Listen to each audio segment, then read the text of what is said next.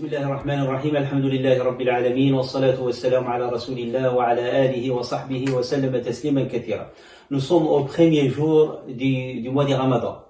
نسأل الله سبحانه وتعالى أن يجعل أوله رحمة وأوسطه مغفرة وآخره عتقا من النار والجنة مع النبيين والصديقين والشهداء والصالحين وحسن أولئك رفيقا. Durant ce mois de Ramadan, Allah subhanahu wa ta'ala nous fait don de sa grâce, nous donne une miséricorde offerte d'emblée, nous donne l'occasion d'effacer l'effet de nos fautes accumulées tout au long de l'année. Bien sûr, nos invocations sont exaucées.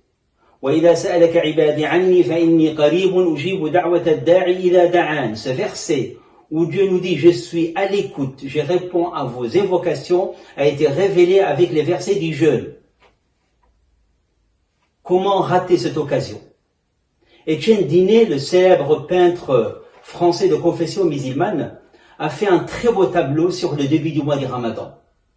Et il a écrit en dessous ces versets du Coran, de la sourate 10, verset 58. « قُلْ بِفَضْلِ اللَّهِ وَبِرَحْمَتِهِ فَلْيَفْرَحُوا هُوَ خَيْرٌ مِّمَّا يَجْمَعُونَ.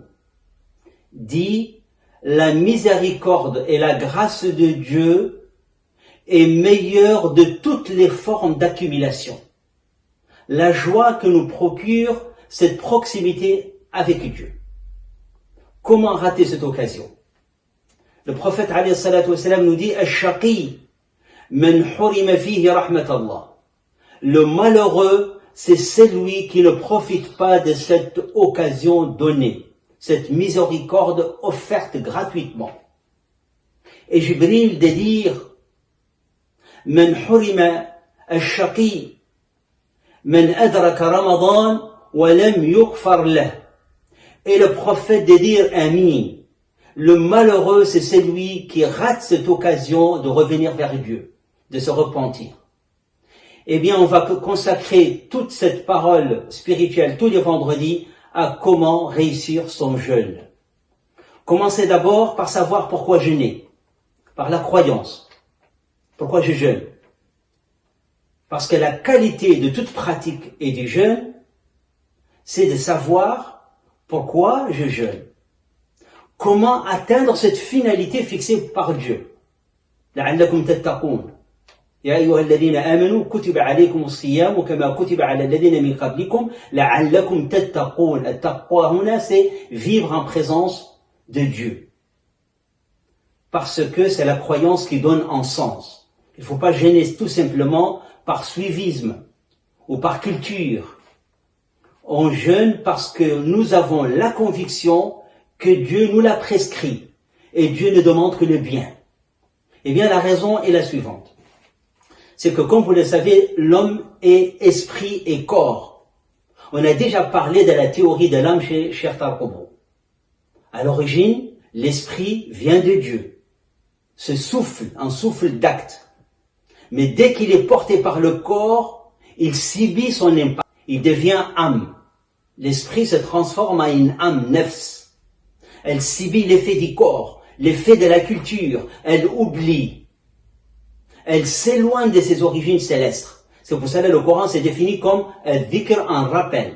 Le jeûne est une pédagogie divine prescrite par Dieu qui nous permet d'être maîtres de nos désirs, de nos passions et de nos émotions.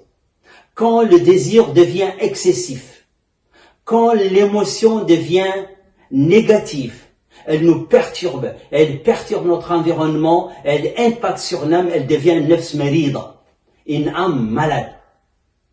Eh bien, toute la pédagogie divine, et en particulier le jeûne du mois de Ramadan, nous permet d'être maîtres de nos désirs. Et il ne s'agit pas de mortifier le corps, parce que le soir on mange, et toute l'année on mange. Ce qui est interdit, ce qui n'est pas bon pour notre état spirituel, c'est l'excès. Kulu wa shrabu wa la tusrifu. Donc, c'est libérer des chaînes des désirs, c'est libérer ou pacifier nos passions, transformons nos émotions à des émotions positives. C'est ça l'objectif du jeûne du mois de Ramadan. À force de maîtriser le corps, à force d'orienter nos émotions et nos passions par une éthique coranique, eh bien, on s'approche petit à petit de nos origines célestes. On s'approche, on devient comme des anges, on s'approche des anges, on s'approche des prophètes qui sont notre modèle. Le prophète ou les prophètes sont restés esprits. C'est pour cela que les frontières entre les visibles et l'invisible chez le prophète n'existent pas. Ils vivent en permanence avec Dieu. Ils vivent au paradis. Ils sont avec les anges.